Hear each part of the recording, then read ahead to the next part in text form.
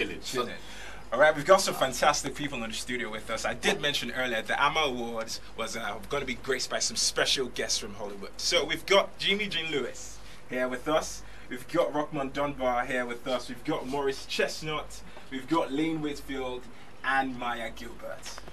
How are you guys doing? Hey, hey, hey, Great. Legos. Fantastic, brother. What's going on? Yeah, we're good. So, I mean, obviously, this is not your first time in Nigeria. I think you've been here before. I think you've been here before as well, right? Yeah. I've been here 4 times before here. You know, first time was to introduce the movie Fat Girls with Monique, where I played that Nigerian character Tunde. So yeah, I feel very Nigerian. Okay, that's good. And that was Rockman Dunbar speaking. Of course. All right, Rockman, you've been here as well before. I think you were here last year, right? Yeah, I came for Afrif, hosted a film festival with Malcolm Jamal Warner. Stayed in Port Harcourt for a little while, and now I'm back again with my new Yoruba status.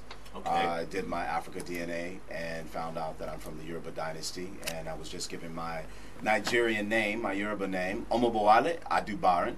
Okay. Omobowale, Yeah. which is, you know, the son comes back home and he's a man of the people, which is very, very fitting. Okay, so all you need now is a Nigerian wife, right? No, that's not going to happen when my girlfriend is sitting right next to me. Nice try. Sorry, I didn't know that. Sorry about that. But you know, I am Nigerian now.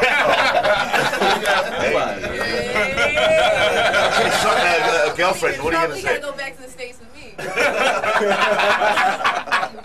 Wow. All right, Maya, talk to us. It's your first time here, right? It is my first time here, and I absolutely love it so far. I appreciate everyone here. So it's a beautiful country. I can't wait for tonight. I think the Amaa Awards are going to be absolutely beautiful. All right. And that was Maurice Chestnut. Lovely voice. Voice has changed. Maurice, how you doing? All right, how you doing?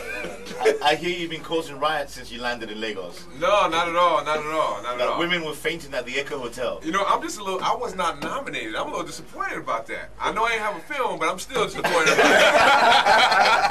I want to be nominated. I want to be like, yeah, I'm nominated for something. You have to come back and shoot a movie here for next year. Oh, is that the prerequisite? Yeah, okay. Somehow you have to be part of the movies here, or maybe do a movie from the African diaspora in the States. So maybe that might qualify. I'm working on that. Yeah. Don't worry. I'm not sure if we can afford you. Can we afford you? Of course, I love it here. I love it here. It's not gonna be my last time here. Okay, fantastic. So Jimmy Jean-Louis, you're hosting the show. Let us know what to expect for tonight. What to expect? Well, we have some great performance from some of the most talented Nigerian singers, such as Two-Face, and the movies that are nominated are, you know, great movies from the whole of Africa and some of the African diaspora. And as you can see, we have some amazing guests coming from the States. So that's a lot already for the Amaa. Okay, now what's your view on, you've been obviously from the point of view of living in America, what's your point of view of what's going on with the film industry and Nollywood in Nigeria? What do you think, what's your take on it? First of all, I think it's great to have been able to do something from nothing.